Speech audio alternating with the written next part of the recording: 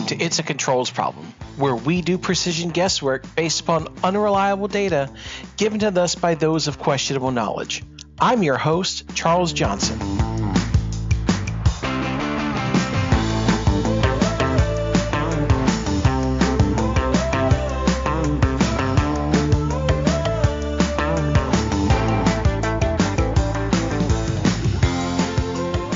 Hello, welcome. It's your host, Charles Johnson, for It's a Controls Problem. And today we're going to be talking about what to expect when you're connecting for controls. And what we mean by that is, number one, how do you actually get into controls? And two, what are the things to navigate as you are coming into this world, even from, let's say, from a tech to programmer to, to other things. So this is going to be a multi-part series that we're going to be doing.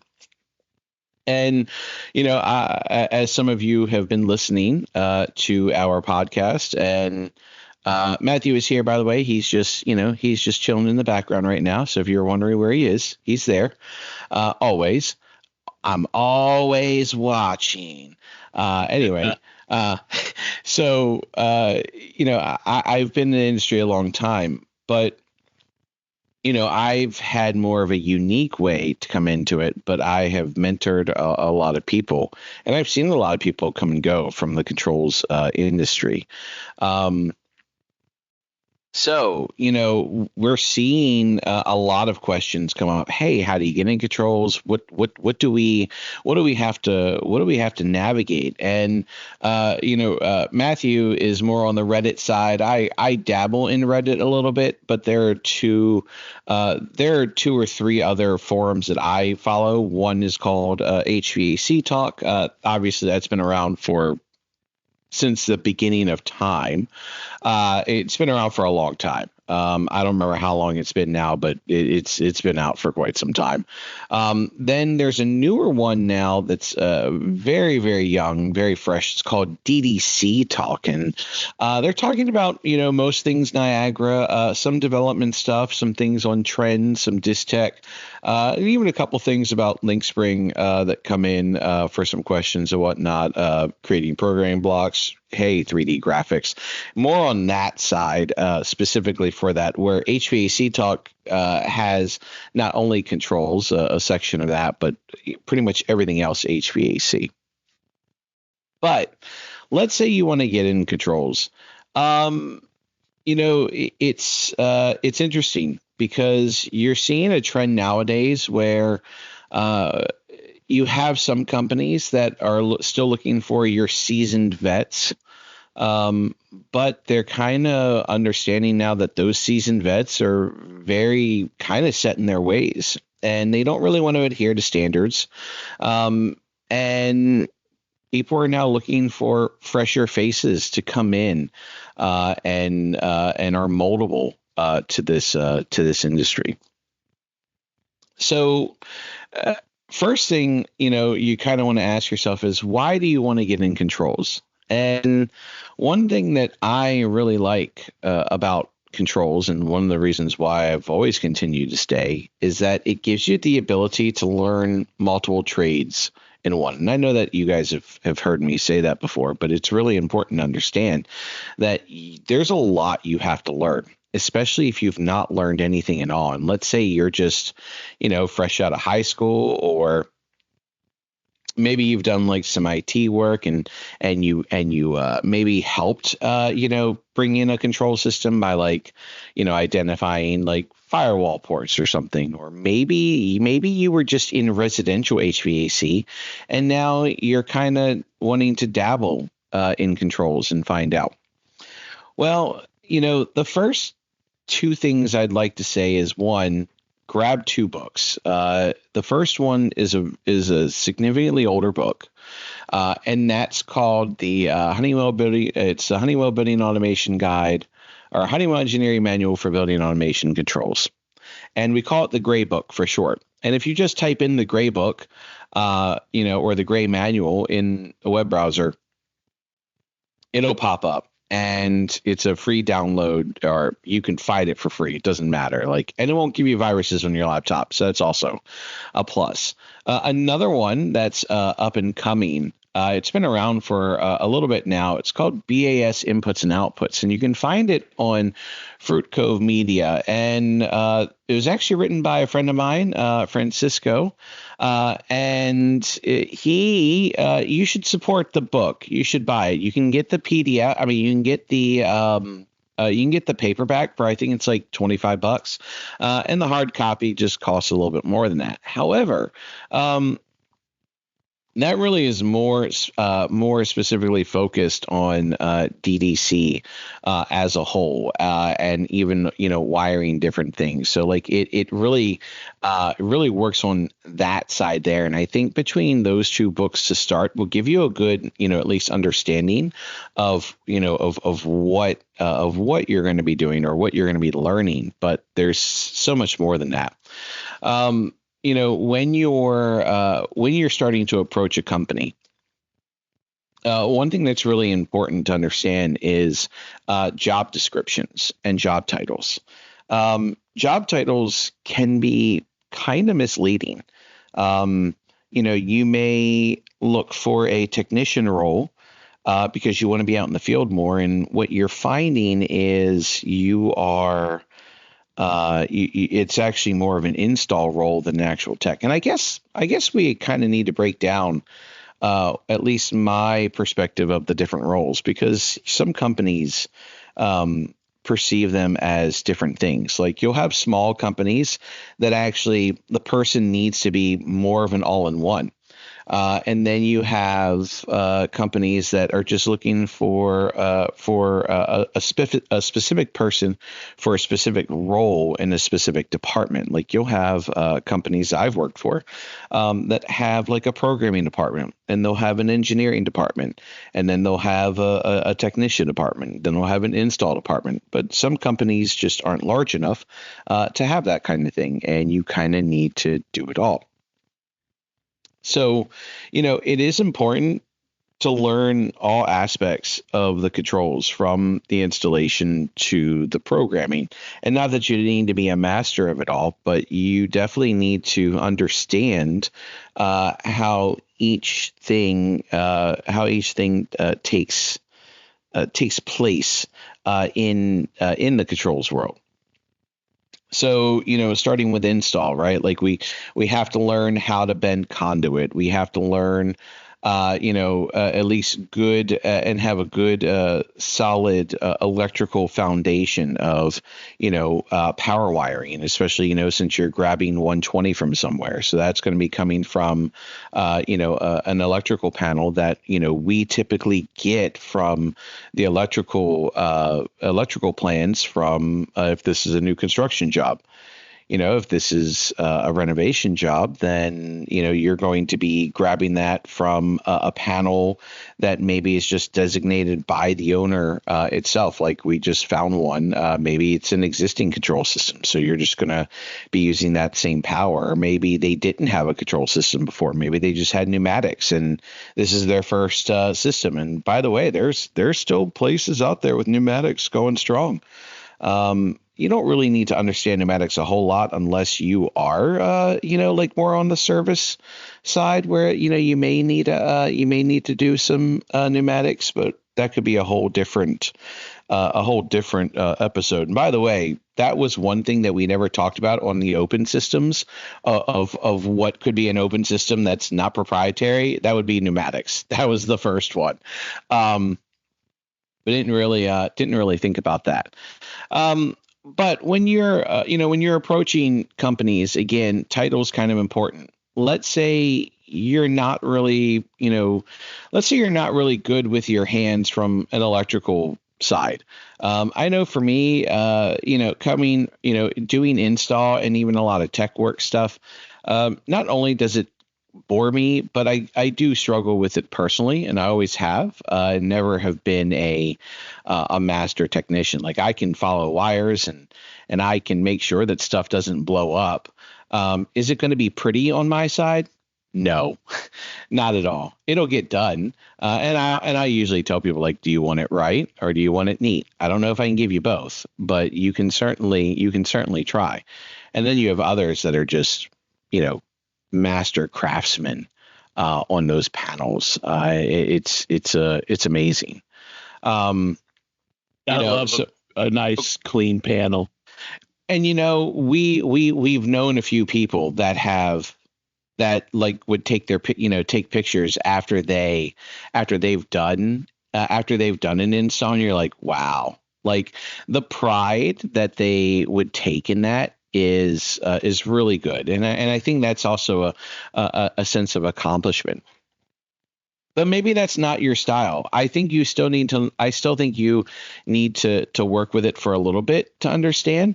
But there are, there sometimes, like, for example, if you see BAS, like BAS installer, okay, well, you're not going to be doing any controls programming, designing, engineering, stuff like that. You're going to be reading you're going to be should be given a copy of the mechanicals and electricals at least. Um, and then you're going to be given a copy of control drawings, and you're going to talk with a project manager, and you are going to walk the job, and you're going to figure out, hey, these are where your panels are going to go. Cool. All right. Well, I can grab power from here, or maybe you were hired to do install on a retrofit. So some installers, right or wrong, just grab power from wherever they can to power controllers. I've seen it where someone accidentally um, grab power that came off a light switch. So when the people left at night, the controller would turn off. And then when they came in the morning, the controller would turn back on. But they would see like this, they would see all these alarms come in. They're like, hey, it's not communicating. Okay. And then after looking at the times of when it would and wouldn't communicate, like I just started connecting the dots. I'm like, oh, it's on up. Guess you're going to have to go and pull power from elsewhere. Um, but from that perspective, if that's something that you like to do, if something you want to work with your hands, I think the install side will work great for you. And there are people that enjoy it because they like working with their hands. They like seeing the actual fruit of their labor that's manual. And it's always something new to navigate, especially in retrofit jobs, right? Like new construction jobs are slightly easier because it's a brand new building, and so depending on what time you get in there, because timing is crucial in a new construction job, because you can get covered up pretty quickly, and if you get covered up, well, then you're gonna have to be doing some wizardry, but especially if you haven't gotten covered up yet. And what I mean by that, like there's a time when like sheetrock is going up and stuff like that, and there's a time frame where installers can go and set everything up to like wall stats, so you can't really rough on the stat yet there, but I mean, like the point is that some of your other layouts are great, but then once sheetrock goes up and everything else goes up, now it gets sometimes difficult to make sure that you have an appropriate layout. Or you may find that like when a VAV box has been installed, unfortunately, like where they put the control section is like right next to like a cinder block wall, and you have to like use your cell phone just to get up there, just so you can see, to attempt to try to wire some stuff in. Some of those scenarios are what you're going to find. But if that's stuff that you really like, then a BAS installer is going to be good. And I think that you pick up pieces of design too. You're like, maybe you guys shouldn't have done that there, and maybe it would have been better to do this, or hey, maybe if we install it this way, this will create a better a better workflow for like the technician who maybe who'll still need to do the point to point. Now, some BAS installers do get paid to also do a point to point. Sometimes they are the installer / technician, which I'm going to kind of get into there as well. And even from a technician standpoint, like you do need to know how install is done, because sometimes you will have to do some of that. Sometimes the installer isn't on site again, and they may not be able to get back there for a while, and so you may have to do a little bit more of that. But really, for me, what a technician, a true technician's role is what we call a point to point. And so we'll probably talk about at some point what all tools, I feel like a technician needs in their bag and even their backpack, to make sure that they're successful at any job site, really, because you should have all your tools there no matter what, because you don't know what you're ever going to get into. But like you're going to take a meter, on your, on some wires, and you're going to tone them out. What I mean by that is you're going to make sure that, whatever sensor was wired to, that you unhook those wires, you go ahead and close that contact, tie them off, make sure that at the panel, you come back and you see that same contact closure, or you put, a resistor across it and see if you see the same resistance. That way, those are the wires that you're indeed touching. I can't tell you how many times that, I've gone out to a panel where all of a sudden, like, I see a chill water temperature, chiller's running, as fast as it can, and I'm seeing 70-degree water out of the supply. And I'm like, well, I know that can't be right. This chiller's running, and its internal temperature says it's reading 42 degrees. And oh, look at this. The chill water return is reading, like 42 and a half degrees. So at that point, the wires are crossed, right? So some of those things are what the technician actually has to do. Like, we kind of have to check within one another. But, the technician takes it to the next level. The technician will download the program, to the controller, and not only do the physical point to point, making sure that, all the wires are correct, but then, testing relays, making sure they're turning on and off, they're stroking valves and dampers. But as they download the program, they also can be responsible for that checkout as well. So a technician's role, at on a job site is really, really important, because you're the one that actually makes the whole thing. You're the one that's actually polishing the doorknob.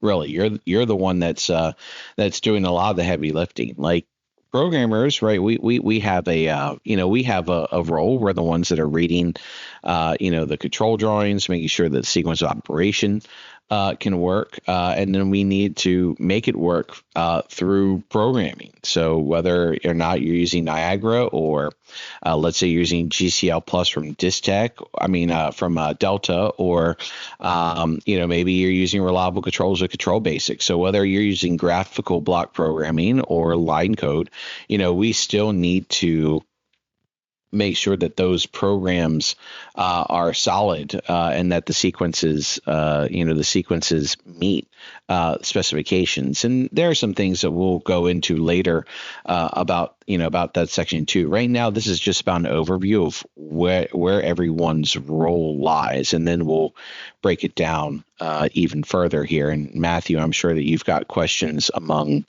all of them. From the top to the bottom, and we'll get to those too. So after the programmer, make sure everything's programmed. But where did the programmer get the sequences? Well, they got them off of of the control drawings that were typically given.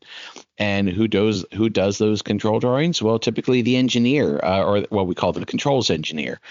Some people will call them. Some people will call them controls engineer. Some titles may see like application engineer, though some people will use application engineer for design and programming, but it depends upon the company. But right now, let's just, focus on, what an engineer should be doing. Well, they're going to be reading the mechanical, electrical, and plumbing drawings. Yes, plumbing as well, especially because, we may be responsible for sizing valves. So we need to, do a valve count. And, we're going to grab that from the plumbing. Then, right now, we're going to be reviewing the specifications. It used to be 15900. but I don't think 5900 really exists anymore. One of our listeners will tell us whether or not there's still a 15900 spec, but really it moved to 25900 for our specifications. Now 25,000. Division 25 will encompass all HVAC, and mechanical. But 25900 is the specification that we really actually care about the most. Now, sometimes we have to refer to other divisions, especially like if we're doing, integrations on like the electrical side or maybe the, fire alarm or whatever, right? So there are things that we have to read or additional sections that we have to read, but most things that we need as far as like what parts we need to use or how we need to lay out the graphics, all that stuff is going to be under 25900. And so if you have questions there, you're going to give them to the project manager. And so then the project manager, obviously their role is to make sure that everyone is flowing, as well as maintaining costs, making sure that the job stays within budget to the best of their ability. And I'll tell you, sometimes being the project manager is not a glorious job at all. I've seen many a project manager get the axe to be the first one. It's a tough job because there's a lot that you have to consider from a project management perspective, and some of it is out of your control, but you're still going to take the brunt of it when things go sideways. And so where does the project manager get their information, or how do they even acquire this job? Well, from the salesman. So the salesmen are going to be going out. They're going to be talking to to mechanical engineers and maybe other mechanical contractors that they have. They're going to use their network to find these jobs that they need to bid. And some of these are plan and spec, which means that there's a specification and there's a set of drawings from mechanical, electrical, and plumbing.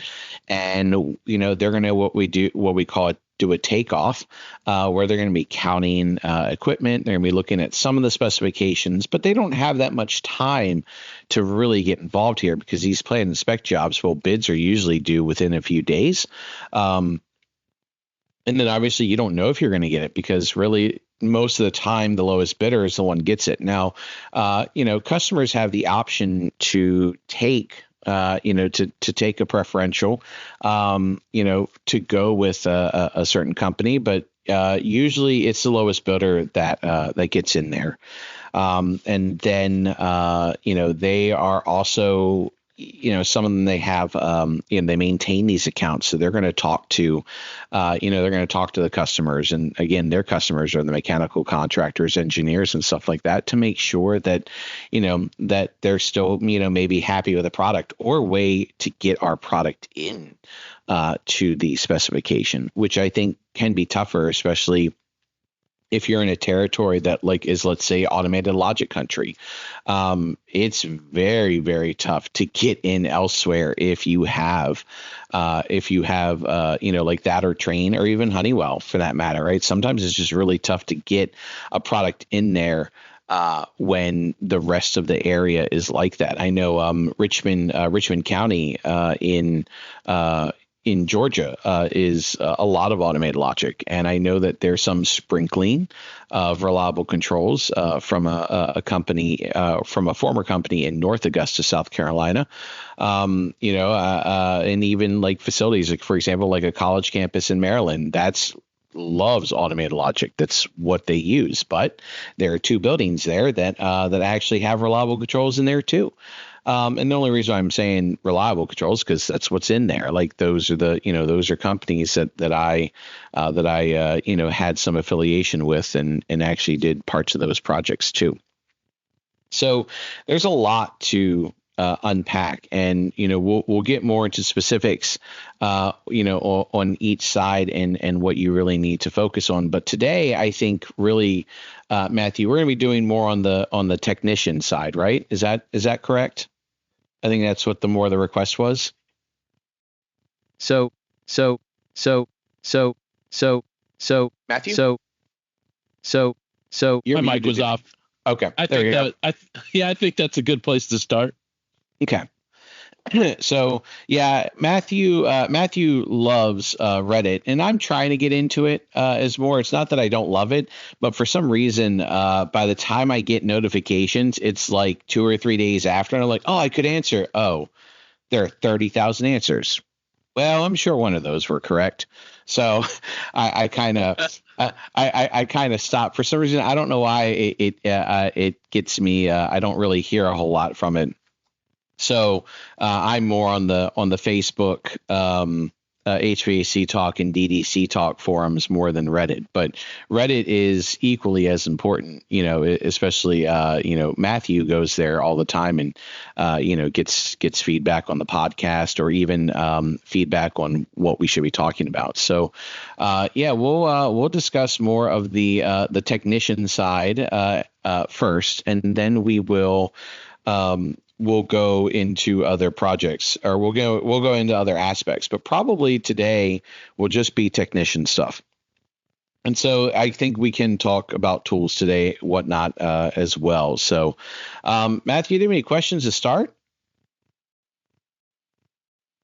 What do you have in content so far? I mean, you've got a lot planned out. I do have some questions about basically just first day on the job sort of stuff for a technician coming in fresh off the conveyor belt. Okay, so yeah, I don't. Yeah, okay. I like to start. Yeah, I actually like that as a starting point. So let's say you got the job, and you are and you are, your role is the technician. So you're gonna be doing point to point and stuff like that. So first thing that you need to do when you're on the job site, day one, is walk it. Because you need to understand what is actually going on. And while a project manager can have some understanding, or should have a full understanding, sometimes they're managing more than one project. And so they may not have all the information. So you end up actually giving the project manager a lot more feedback, which is really important to make sure that, things stay on schedule. So the first thing as a technician, when you're on site, well, before you even get on site, make sure that you know what appropriate PPE, personal protection equipment, that you need to get on site, because sometimes if you don't even have that, you cannot get through.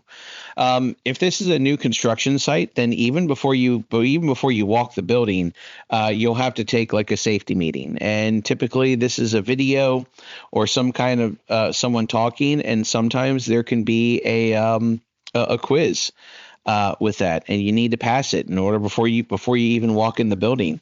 And so, for that, make sure that you always have a hard hat. Make sure you have steel toe boots or some kind of composite toe, if it's not steel toe. Safety vest you'll need. Sometimes you'll need to have these. I forget what they're called. They're like these forearm guards. I'll just call them forearm guards for what it's worth right now. I don't remember the name of them, but like when you're actually going into like a ceiling, you need to have it so like you don't get scratched by like metal that's actually exposed. Also gloves. Some contractors will expect that. Um, Ladders. While there are a bunch of ladders there, they may not be yours, and also yours may go missing at some point. So just know that that you may need to have a few ladders there. So usually, if your truck doesn't have a bunch of them, get the project manager to get them, and typically they can get them from the installer, or they just buy them, and everyone has one handy. So again, it's good. Going to depend upon what the company provides, but you may have to provide a little more there. I mentioned safety glasses, right? I think I did. But if I didn't, obviously you'll need safety glasses as well. You may also may need to have a harness. Now, usually those the company will go ahead and pick up. And this harness, you need to actually tie yourself off due to OSHA regulations. I think when you go above 3 feet on a ladder, you need to tie yourself off. I think it's 3 feet. They may have increased it, but I think it's three. And so, like, when you're on a ladder, even if you're on a 6 foot ladder, some safety people are really, they're really sticklers for that. Now, some don't really care, and I'm not saying that's right, but sometimes safety isn't as, even though safety should always be the most important, it's not always looked after. And I can tell you, in my experience, there are many times where most people didn't have a tie off. They're just working on, even the top of a ladder, or like you'll see two ladders, put together somewhere. And then you have like, 2x4s, and people are going, and people are, walking across the 2x4s, in the ceiling or above the ceiling. And so, there can be a lot of dangerous things that happen, because they want to use them as like a pseudo scaffold. And even then, sometimes the scaffolds don't get locked down. And there have been some horrendous injuries that I've seen across my time. And I would say, I would mention that if on site they're not really following the proper safety procedures, don't just go along with it. Be the one that follows the safety guides, because if you get hurt not following those procedures, they're going to blame it on you. That's correct. And more importantly, Matthew, you'll get kicked off the job site. And some may or may not let you return until then you take another safety course. I've seen that too. It's important to make sure that you stay as safe as possible, even if other people around you are not. You need to protect yourself at all costs, because if you get injured on the site, depending upon the severity of your injury, you may not be back for a while, which can be a delay for everything, especially if, you have to go on disability and whatever. So you're important. So your health matters. So make sure that you are working as safe as possible. Like I said, you're going to find a lot of people that may not, but don't follow them. Just do with what you were asked to do.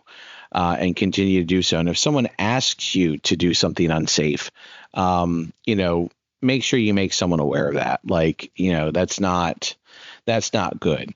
Sometimes we have to, put ourselves in a dangerous situation.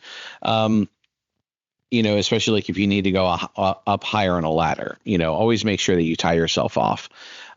Really, really important. So, because at one time you're going to fall. And I've fallen off a few ladders myself, not tying myself off, and the concrete broke my fall. But it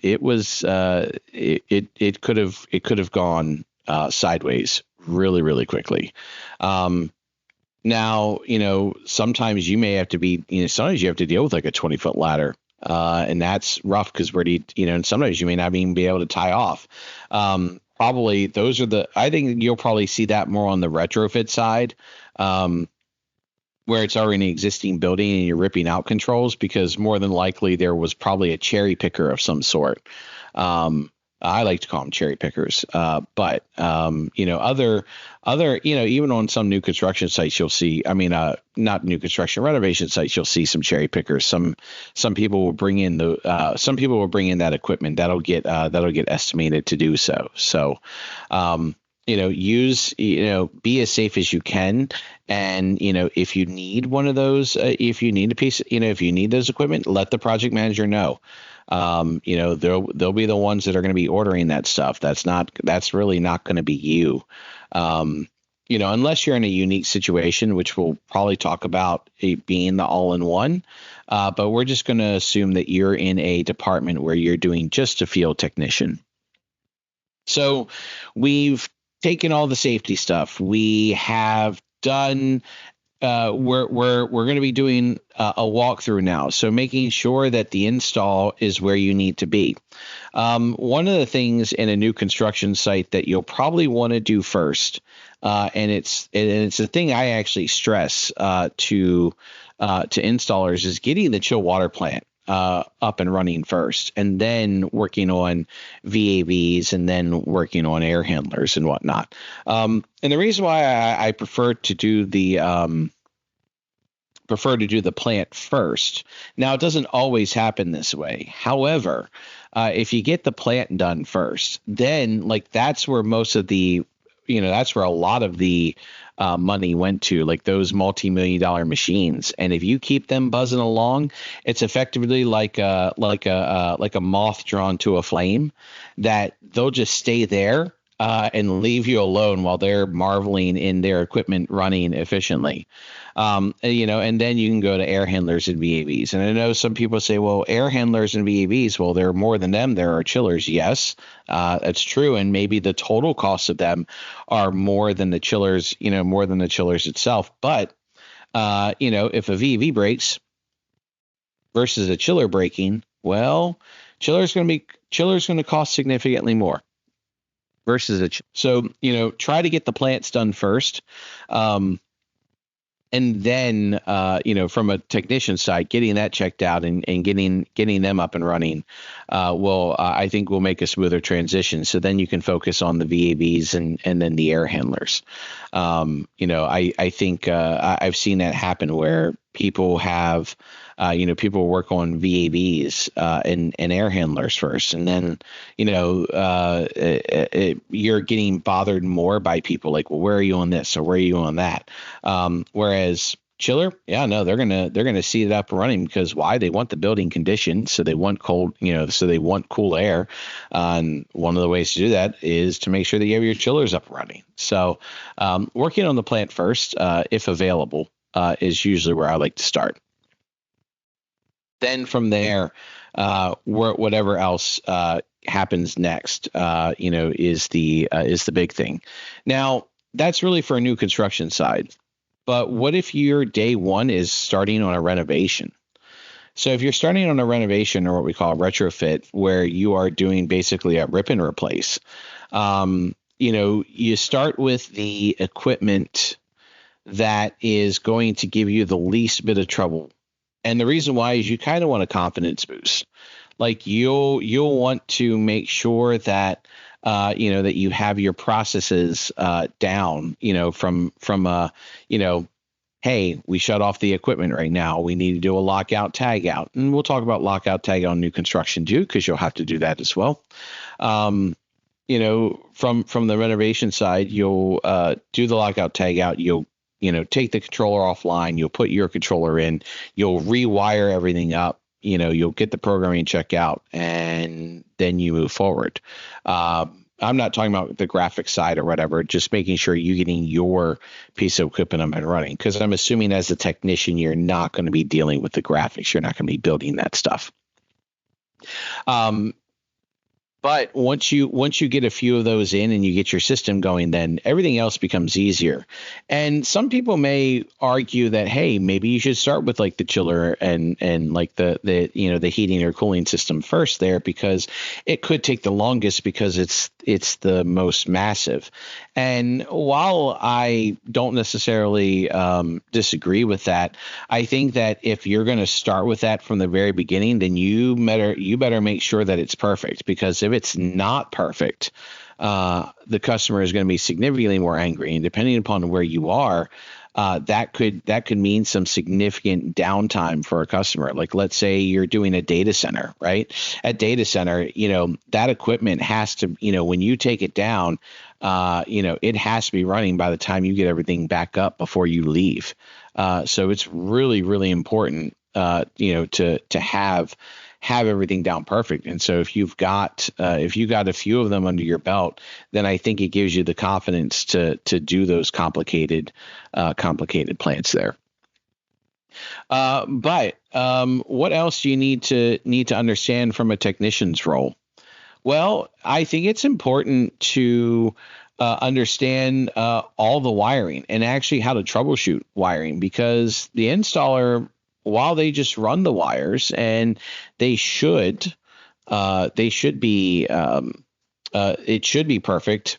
It rarely is. And so you're going to need to understand electrical as well. You're going to need to understand how to read schematics and being able to follow the wires. So what I recommend that you do when you're following the wires is have a highlighter.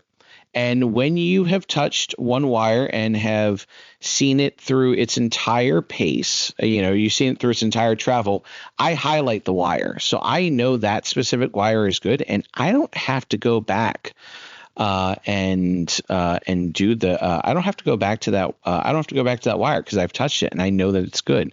So now I can continue to troubleshoot more. Like, especially like if a relay isn't pulling in.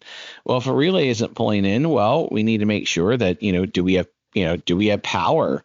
Is this, is our output a relay output, and is it internal or externally powered? Are you getting the 24 volts? Or what if this is a universal output? Well, maybe obviously universal outputs put out 12 volts. Are we getting 12 volt DC?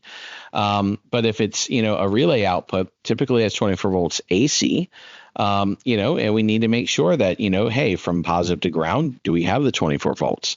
If this is a triac, which I think we'll probably have to do an episode, Matthew, on just straight controls and a lot of these things I'm talking about, like what is a triac versus what's a relay output versus whatever. I don't think that's this kind of episode, though.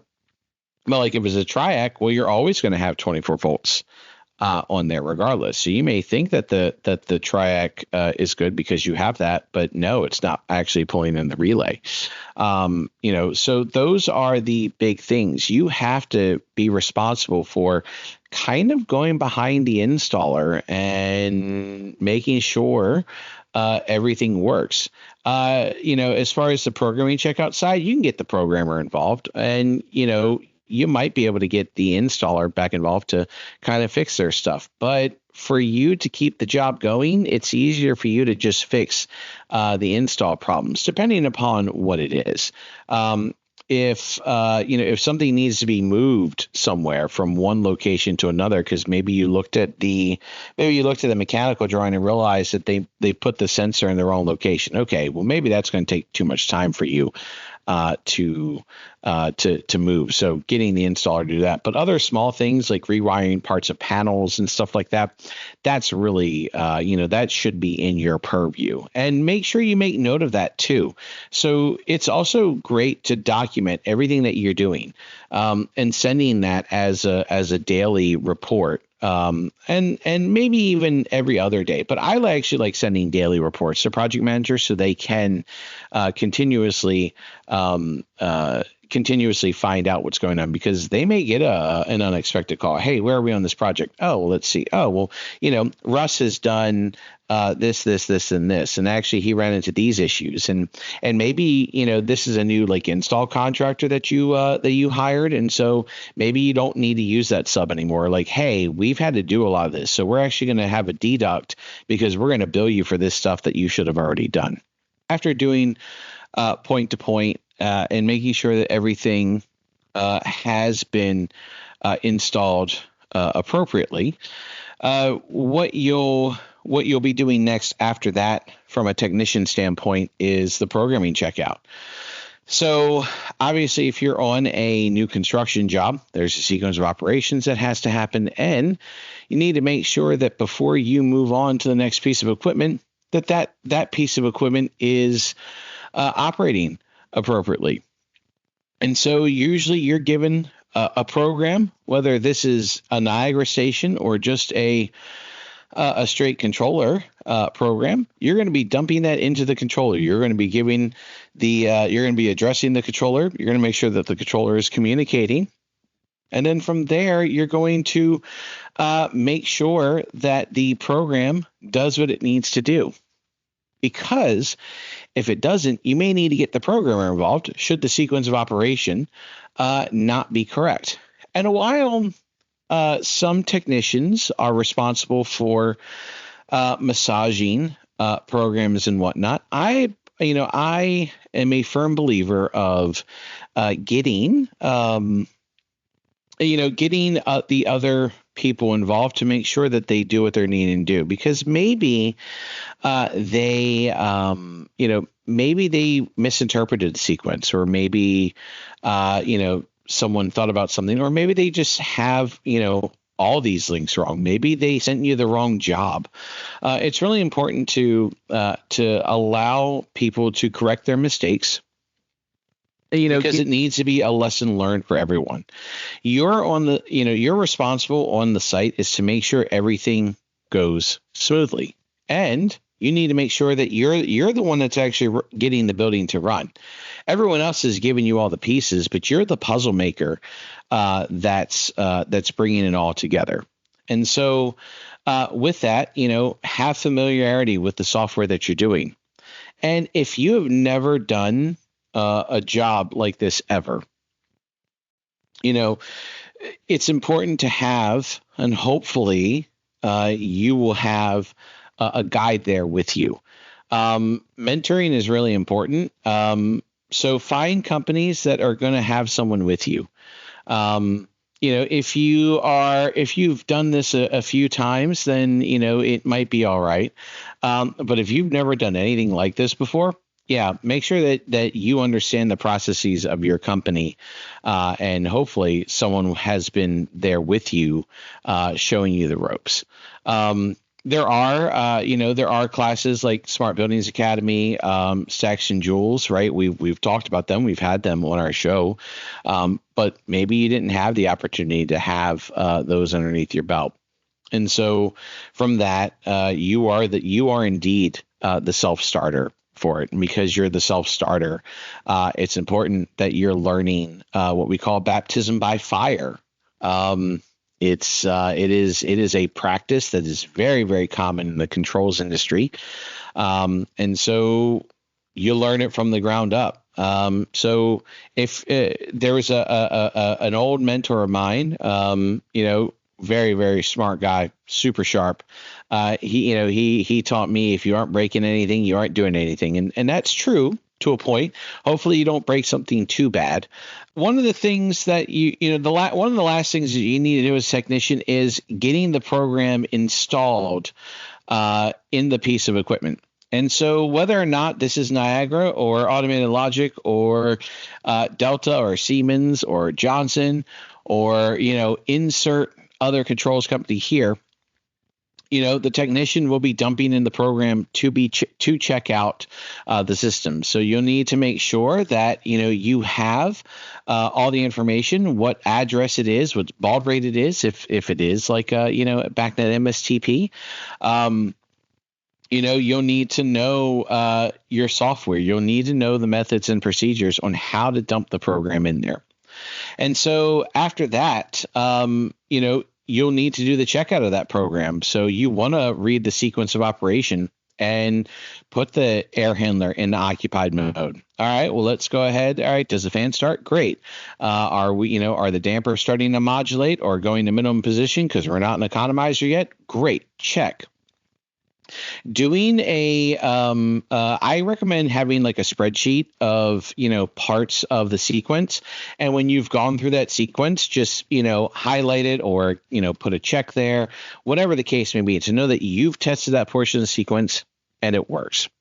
Now, if parts of the sequence don't work, you may have to do a little bit of troubleshooting as to why. But if you're not as strong as reading logic or line code, get the programmer involved, because you know what? It's their responsibility. They're the ones that gave you that program, and they should have done a checkout beforehand. Or maybe they gave you the wrong program. I've had that happen before, where I had two templates, and I was like, all right, here you go.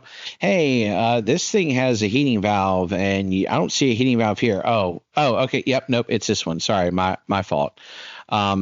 But getting them, because guess what? We all have remote access to laptops now. TeamViewer and Autodesk, or AnyDesk, sorry, not Autodesk, AnyDesk, and even Quick Assist all exist. And usually you have cell phone access, cell phone reception, so you can put a hotspot on your laptop and let the programmer remote in and correct their mistakes.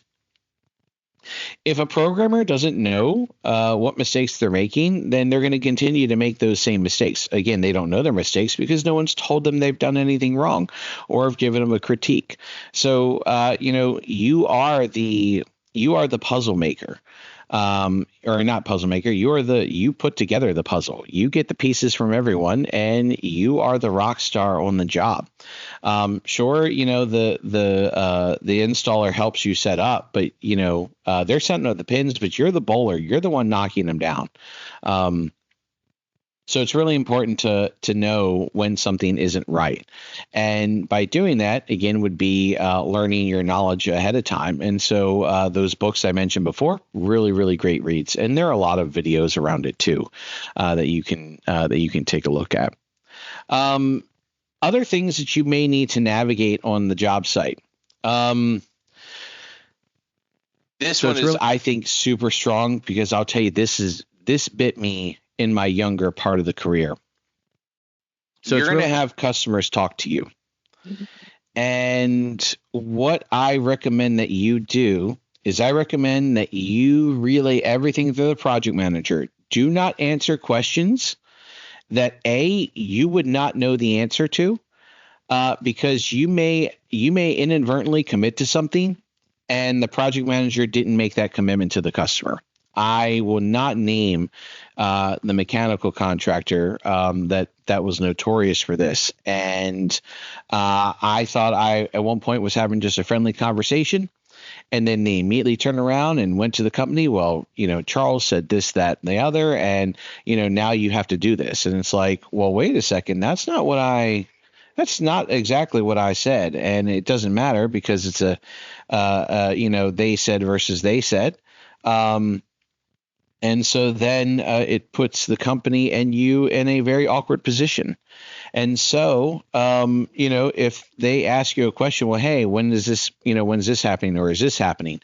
Hey, why don't you talk to the project manager on that? Because guess what? That's the project manager's job. And if the project manager can answer that question, great, because those questions you should not be answering. Now, I know that there are some people that may disagree with that because they want to run the whole job, but guess what? That shouldn't be your part to do. The project manager is the one managing the project, and questions about the management of that project need to be relayed through them. And so that takes any stress and responsibility off of you from putting yourself and the company in a very precarious predicament. Really, really important to understand that. Like I said, I had that. There was one company that would try to do that to me all the time.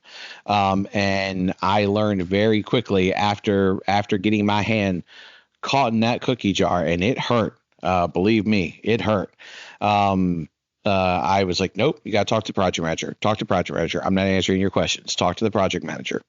And they would try to push and push and push, and you'll have people that do that. And don't waver on that. Make sure the project manager is fielding all those questions. It's important. Or maybe you call the project manager like, hey, they're asking about this. Do you want to answer it, or what should I tell them? And maybe the project manager tells you to relay the message. Okay, that part's fine. Involve the project manager in that aspect, because you will get bitten. 1,000%. That is, man.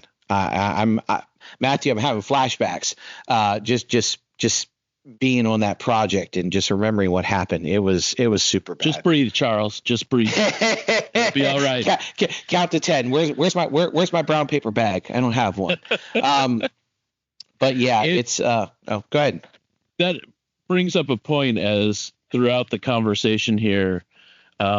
communication has come up on several topics in CYA, which, if you don't know what that means, that's cover your ass. You want to CYA all day long. But as a broader topic around communication, one thing that I would point out is, to being new especially, don't be afraid to speak up when you feel like there's a moment that needs you to speak up. And that's not just for technicians in any field, any new person. If somebody might not like what you say, but if this is a career that you're looking to move ahead and move up in, like any career, you're going to have to be a person that says things that make people uncomfortable sometimes, or makes them confront things that they don't really want to. But you're going to be more valuable when you have the confidence to say those things. And that brings me up to a question around the interpersonal skills around talking to the different audiences you would have in these jobs. Is that something that you could touch on about what kind of skills you might want to bring to the table in communication when dealing with experienced colleagues? If you end up in a direct conversation with the client or the end user, or any other trades that happen to be out on the job, what kind of things could you expect, and what kind of tone and positioning you might want to adopt to be the most successful? Sure. Wow, that's a really, really good one, because there's a lot to unpack there. When you're the low man on the totem pole, it's hard to get your point across, especially because you may have a good idea, but no one's listening. And in those cases, especially if no one's listening, sometimes things have to happen in a manner that will make them listen. And what I mean that is, I don't mean to sabotage anything. However, if you know that, hey, if I do this, we're going to run into this issue, and they're like, well, we don't care, it's got to be done this way. Okay. Well, then once the issue happens, and it's like, oh, well, it actually happened the way that he said it would. Okay, what do you suggest? In addition, make sure that you are an active listener. And what I mean by that is, there are people that you're going to meet in life that will already be working on the thing they're going to say, and they're really actually not listening to you at all. And this is actually something, as a Magic the Gathering judge. For those of you who don't know, Magic the Gathering is a card game, and for quite some time I was a high level judge in the community. So, and actually this works this way when communicating with players, because to be in the controls industry, and even electrical or mechanical, we're all a weird bunch of sorts. And a lot of us are antisocial or neurodivergent, or insert this and that. A lot of us can be very brash and in our approach. And it's very, and we can ruff up a lot of feathers. Some people will tolerate it more when you have more experience and you have a proven track record of being more correct. But when you are, what's the word I'm looking for? When you're paying your dues as a inexperienced person coming up, sometimes having knowing when to stand your ground is tough, because some people may come off as being combative. It may come off as as defiant. But if you know something is wrong, like, hey, XYZ, and I will strongly urge you that XYZ is going to happen. Sometimes you got to let it happen. And I'm not saying that's right, but sometimes having your point proven that way is the only way for certain people is the only way for certain people to learn that. Where do you hit them in the pocket? It hits them with money, right? Like a lot of people don't necessarily listen to words; they'll listen to money. And if it costs them money, then it's going to grab their attention even more. Like you may have had their curiosity, but now you have their attention. Dealing with, like, if you're working with with electricians, job electricians are usually really rough around the edges. And so, when you approach them, approach them in a manner that will not come off as very combative. Asking sometimes the questions like, "Hey, do you have, can you guide me to, this electrical panel to troubleshoot this circuit, or to look at this circuit here, or, hey, I just tested power here, and it said it wasn't. I mean, it said it was done, but am I looking in the right area for it?" Sometimes as you're saying, "Hey, this doesn't work." It doesn't, that tone may not necessarily go across very well. So if you, it's an art form to learn, telling someone when something isn't right. It becomes an art form. So form it in a way that says, "Hey, you were made aware that this was done, but when you're looking at it, even if you're like 1,000% like it's not right, like, hey, I don't know if this is actually right. Can you help check this out real quick?" Like, "Oh wow, this doesn't have power. It should have had power. Let's go find out," because maybe they turned on the wrong circuit, and so it's like, "Oh, actually, we have this ready for you. We don't have this ready for you."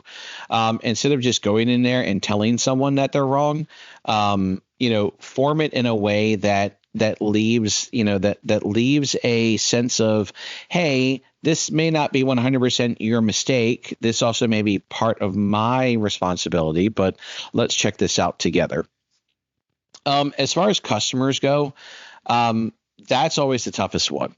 When you're on a construction side, a lot of them lack tact, to say the least.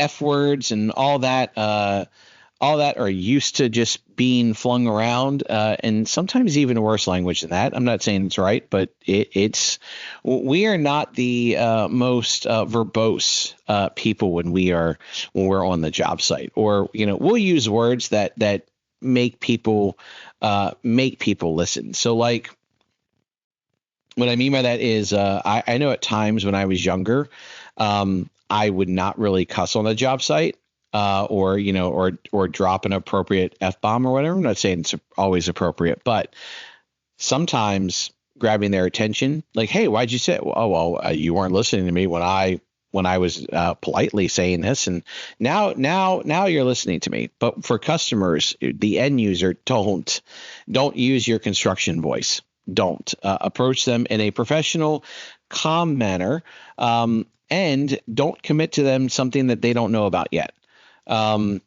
If it is in the specification, and if it's something that needs to be said, sure. But, again, everyone is looking for some kind of freebie.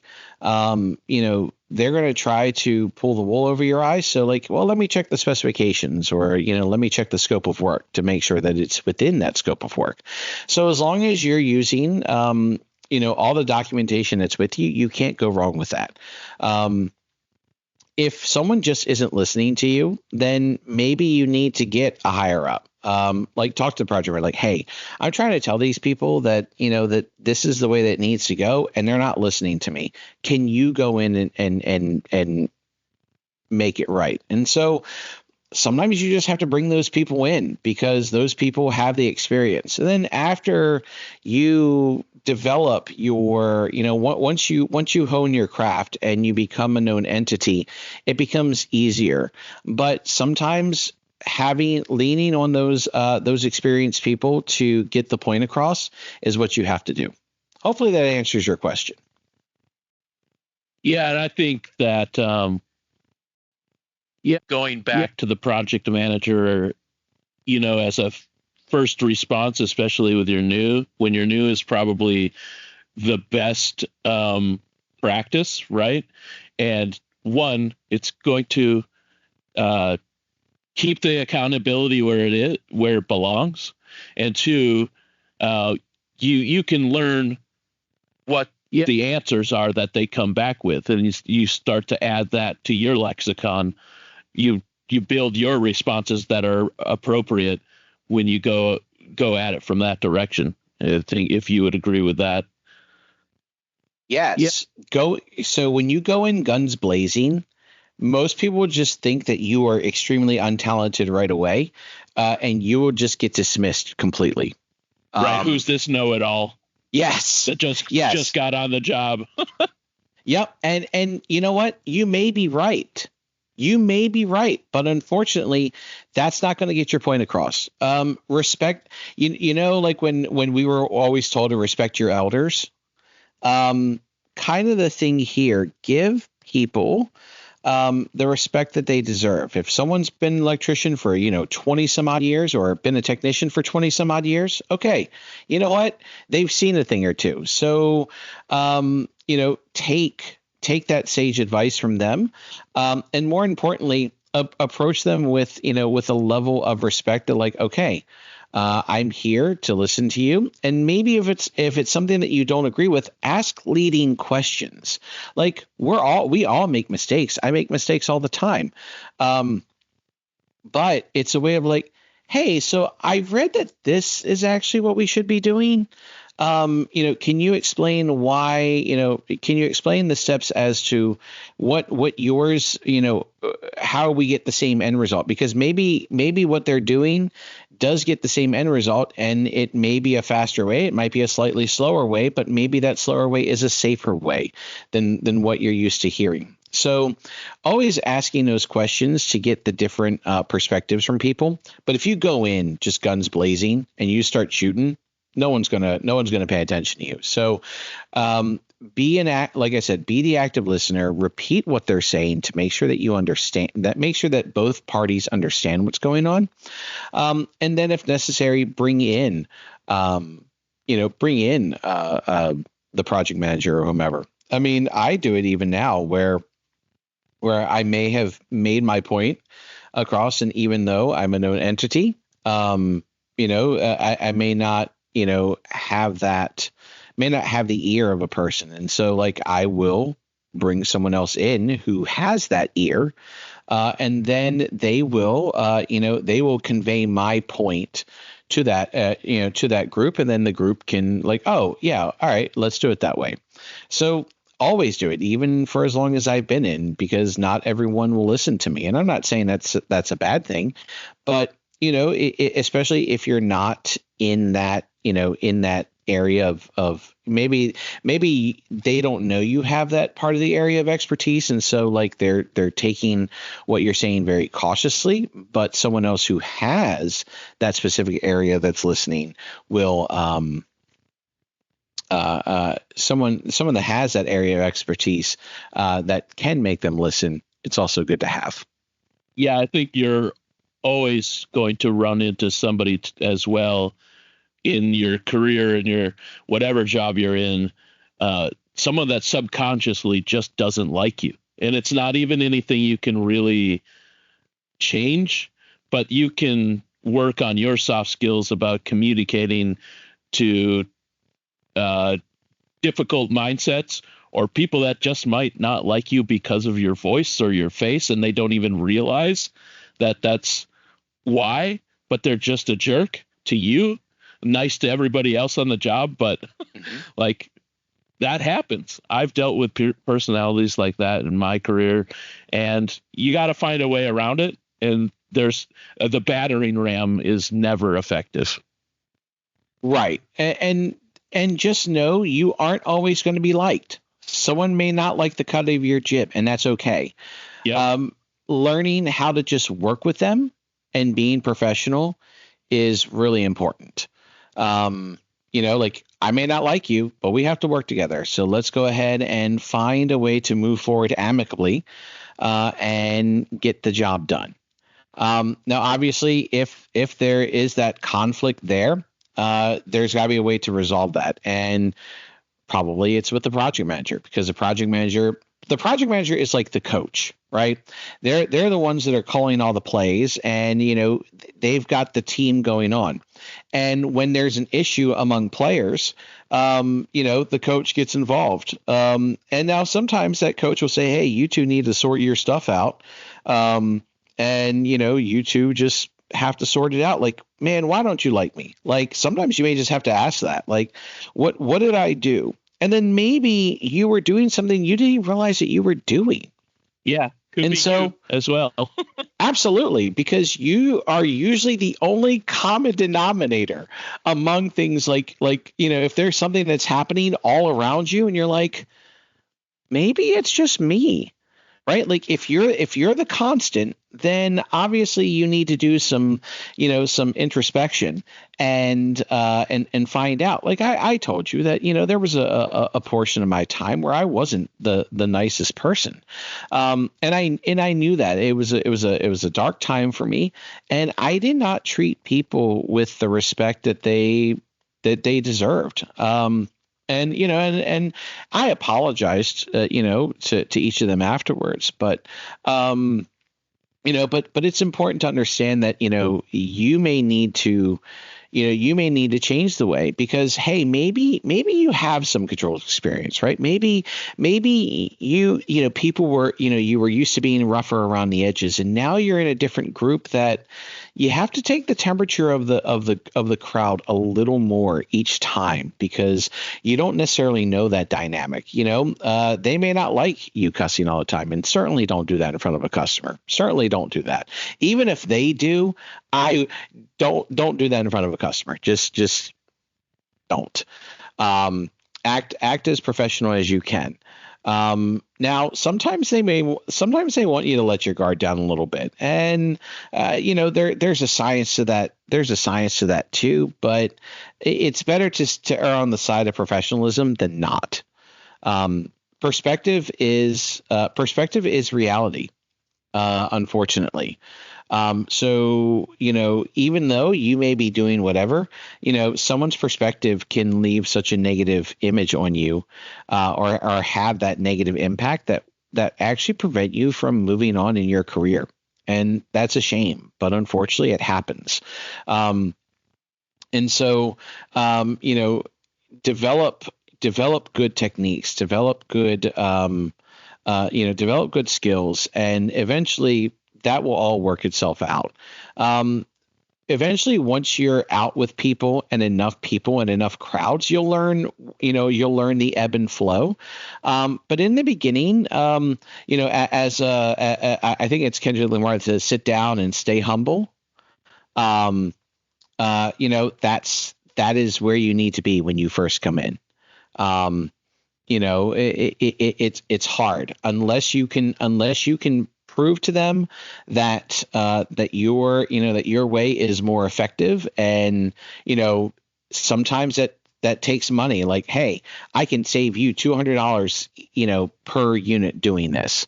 Oh, wow, okay, that's going to save me $4,000 this time around. Okay, yeah, let's try your way. And so, once that happens a few times and you hit those home runs, great. One thing I will say, and I will cuss right now, that it only takes one oh shit to wipe away 100 attaboys. So, but know that those oh shit moments, you need to bounce back from. Don't let them affect you, because you are going to make these mistakes. And guess what? If you make a mistake, own up to it immediately. Like, let someone know, like, hey, by the way, I did this. I am so sorry that I did this. But I am going to make this right somehow. Here's how here's the game plan I have. But just know right now, here's an issue. Because guess what? The more upfront you're with someone about issues that come up, the easier it is to get ahead of, because I'd rather know that something is an issue than finding out something is an issue later on down the road and you didn't tell anyone. That is super, super frustrating, because, like, well, I had time to fix it, but I don't now. And now I don't know what we're going to do. but I could have known what we were going to do when you do it. And some people are afraid to make people mad because they make a mistake. Well, guess what? Take your lumps and move forward. It's the easiest thing that you can do. Like, hey, I did this, but I'm going to fix it this way. And I think that goes with any field, not just the controls field, but I think anything. Oh, absolutely. You try to cover up or ignore a mistake that the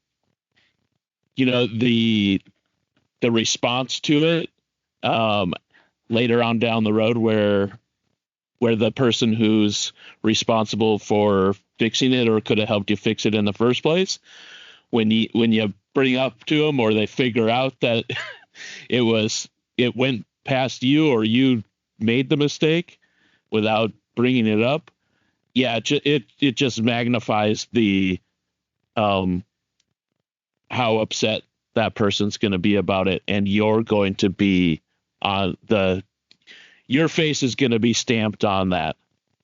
Mm-hmm. How they might be a little bit pissed off and that you messed something up in the first place, but if you say it right then, it's a lot less of a I don't know how to word that, but they're going to be a lot less pissed off than they would later on.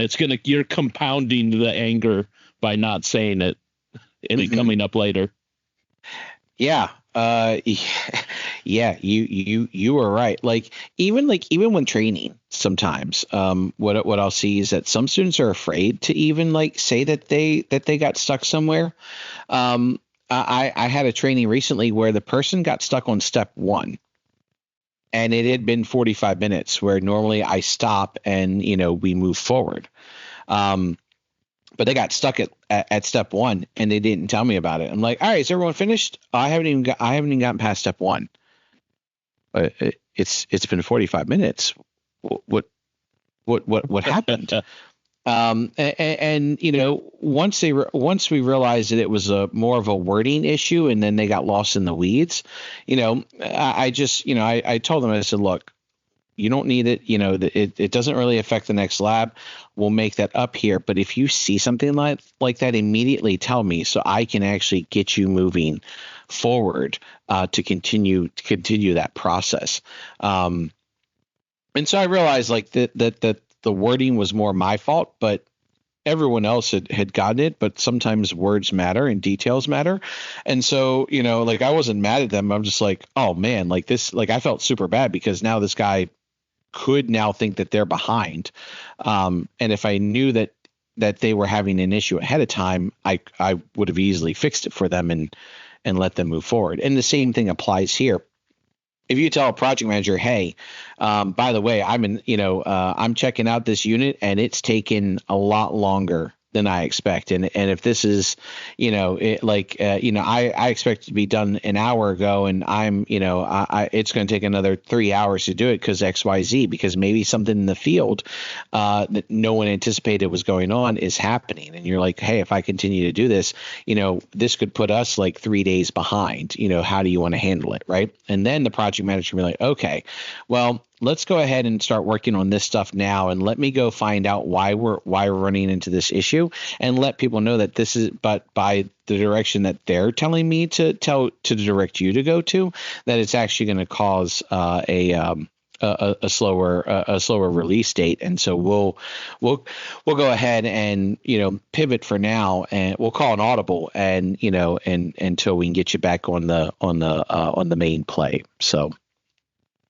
But yeah. Oh, go ahead. Sorry, it looks like you were getting ready to say something. I wasn't. I was just breathing. Oh, okay. I saw for those of you who don't know, we use Teams currently to do our podcast, and so I saw Matthew's square just light up for a moment, oh, okay, he's going to say something. I want to make sure that he gets some words in. So, but it was just breathing. Okay, no worries. I do it from time to time. I heard, some people, when they say all you need is love, oxygen is a little more important than that. So Yeah. just slightly, right? Like when you especially when you have people like, oh, I'm a foodie kind of person. Well, like I'm more of a breathy kind of person. Like I like oxygen more than I like food. I mean, it's a very, very close call, but oxygen is what allows me to eat that Right. delicious food. Right. Oxygen gets us to the table to eat the food. Correct. So, yeah, you're not wrong there. Guys, there's a lot more that we'll unpack here, but I've been running my mouth for quite some time now, and so I think this is going to give you enough to chew on to start with. But what I would love to do is I'd love to hear back from you all, and even more on more subjects on the technician side. We will get into tools at some point with with what you need to make sure that you have to succeed on the job site itself. But I'd like to hear some more questions. That way we can unpack a little more there, and then we'll get through other aspects of the control side. And that's all we have for this episode. And remember to stay curious and be humble. Until next time, I'm Charles. And I'm Matthew. And this has been It's a Controls Problem.